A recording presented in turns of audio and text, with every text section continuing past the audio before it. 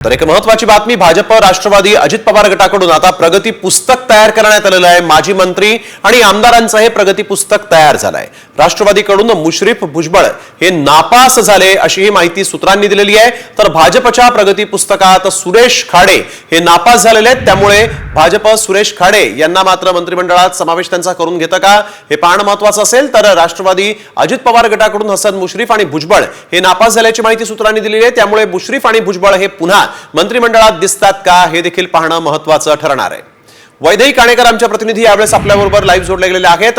थेट जाऊया वैदेहीकडे। वैदेही, आपण बघतोय आधी शिवसेनेचं प्रगती पुस्तक समोर आलं, त्यामध्ये देखील 3 मंत्र्यांना डच्चू मिळेल असं दिसत होतं आणि आता राष्ट्रवादीकडून देखील 2 मंत्र्यांना डच्चू मिळेल असं दिसतंय। तर भाजपकडून खाडे यांचं नाव इथं नापासांच्या यादीत गेल्याचं दिसतंय, काय अधिक सांगाल?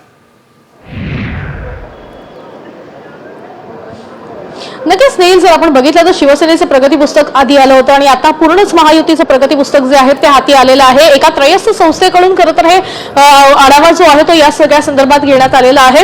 एकूण जर बघितलं तर या संस्थेचा खरं तर राजकीय दृष्ट्या प्रत्यक्ष कुठलाही सहभाग नाहीये, मात्र त्यांनी ज्या पद्धतीनं जे पूर्वीचे जे मंत्री होते या संदर्भातला जो अभ्यास केलेला आहे त्या संदर्भात जर आपण बघितलं तर एनडीएला खरं तर एकूणच महाराष्ट्रातील एकूणच सरकारमध्ये कुठल्याही पद्धतीनं आरोप असलेले किंवा